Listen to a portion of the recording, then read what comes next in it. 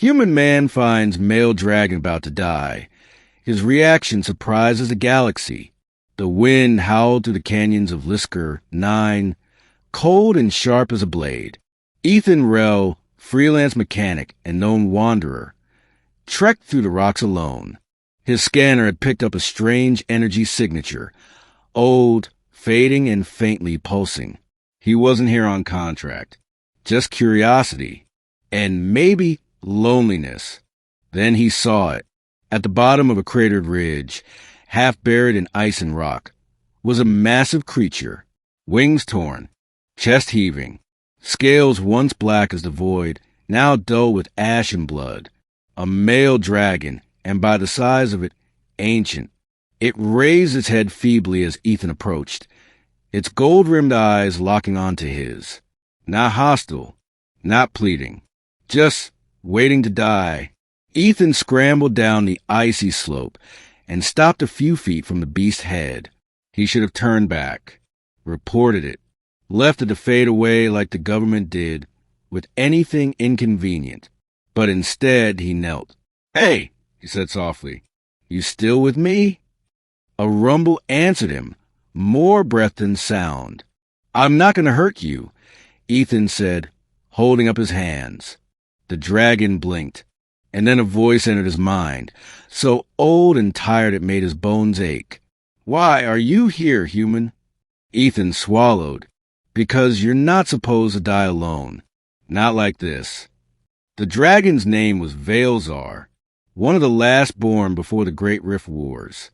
Hunted across systems, struck by missiles, wounded by radiation storms, betrayed by a traitor among his kind. Now, he had crawled into this crater to die in peace.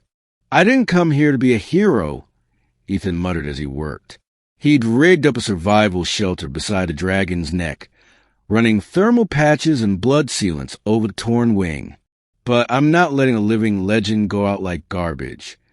"I am no legend," Vale rumbled with bitterness. "You're still breathing. That's enough for me." Word of Ethan's discovery reached the outer colonies in 2 days, then the news hubs, and then the galactic feeds. A human man is caring for a dying class. 6 male dragon. Experts urge caution. The beast is unstable, potentially dangerous. Ethan ignored them.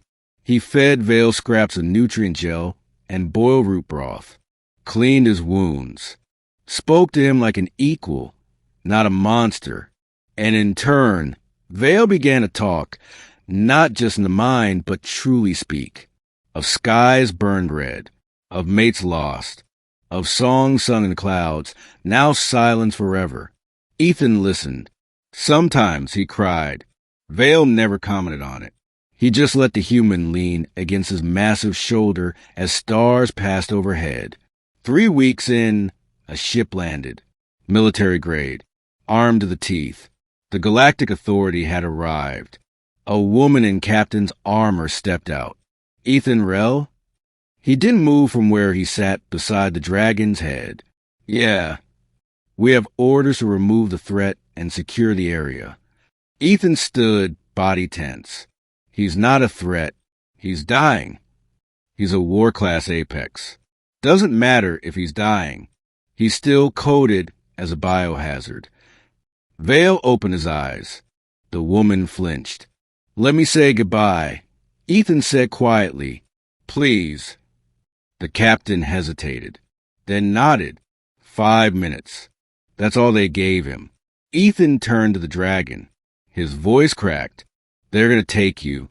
Probably end it quickly. You won't feel pain." Vale said nothing.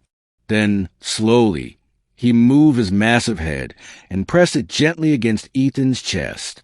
"I do not fear death," he said in Ethan's mind. "But you make me wish I had more time." Ethan closed his eyes. "You deserve better, old friend." "So did I."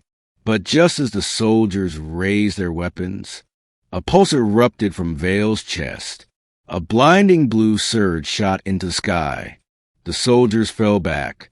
The air hummed. Then a voice, echoing not just through the crater, but across open communications.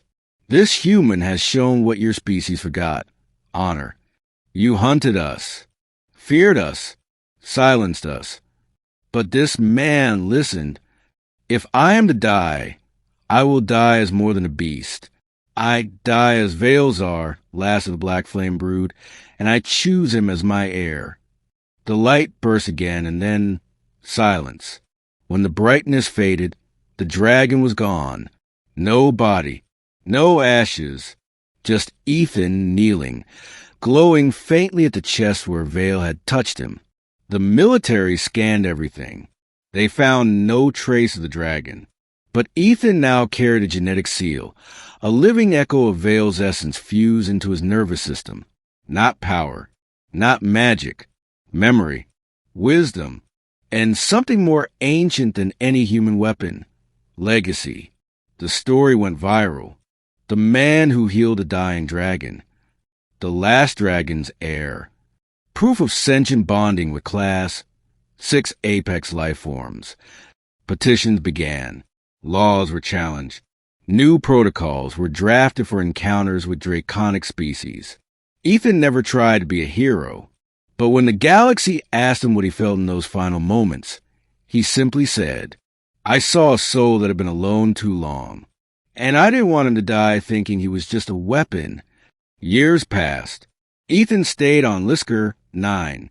He built a small research station, then a sanctuary.